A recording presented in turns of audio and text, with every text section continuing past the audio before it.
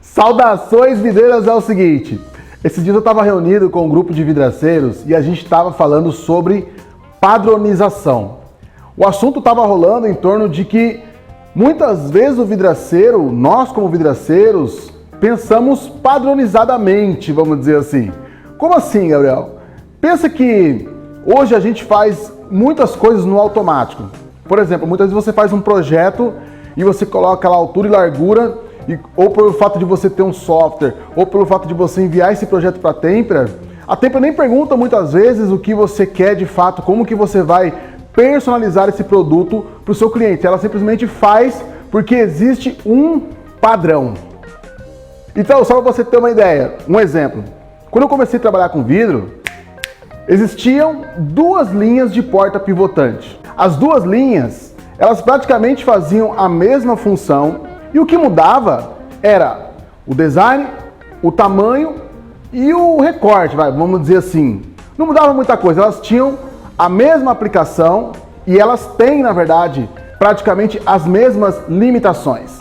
E aí, eu usei isso para poder falar com o pessoal. Falei, então é o seguinte, vamos supor que o seu cliente tem uma porta de 1,20 m de largura por 2,80 m de altura. Como que você atende esse cliente? O que você faz? Como que você vai projetar essa porta? E aí alguns falaram, eu vou projetar com a ferragem normal, a 1103, né? A 1101. Aí outro falou assim, eu avanço, né? Geralmente a ferragem ela vem ali com 65 do eixo ou 70 do eixo, né? Eu avanço a ferragem mais ou menos uns 20 centímetros para dentro da porta. Aí eu falei, legal. E o outro falou assim, não, eu pego a 1112 e faço o que o colega disse aí, avanço, porque a 1112 tem um acabamento igual dos dois lados. Aí eu falei, então, beleza. E aí assim, no debate, ambas as soluções, elas atendem mais ou menos. Porque se você faz uma porta de 10 milímetros, 1,20 m, com altura de 2,80 m, com a ferragem tradicional, essa ferragem ela não foi feita para isso. Então, com certeza vai causar um dano, vai desgastar o pivô da ferragem, ou a porta vai ficar cedendo, etc e tal. Então, você vai causar um problema para o seu cliente. Se você avança o pivô da ferragem, você consegue atender o seu cliente, mas você vai ter um vão de 1,20 m mais uma abertura de 1 m. Então, você também prejudicou o cliente. E aí eu falei assim, gente, mas hoje o mercado evoluiu, pensa fora da caixa. Já tem ferragem jumbo para colocar nessa porta. Vamos parar de pensar quadrado, parar de pensar padronizado. Então pense o seguinte, toda vez que nós estamos em casa, na casa dos nossos pais, na casa de amigos, no escritório, toda vez que nós estamos dentro de ambientes que existem salas, normalmente quando essas portas são de madeira, aço, alumínio, pode reparar, a maioria das vezes essas portas têm maçaneta. Então já é habitual que nós lidemos com as portas, acionando as portas, abrindo e fechando pelas maçanetas. Só que lá, né, como eu falei para você lá no começo, essas ferragens eram mais difíceis. Não tinha essa opção no mercado. Hoje tem. E se você para pensar, tenho certeza, se você já colocou alguma porta pivotante na sua vida, você sabe que o seu cliente ele queria uma porta com maçaneta, mas muitas vezes, dependendo da época, não tinha essa possibilidade. Hoje tem.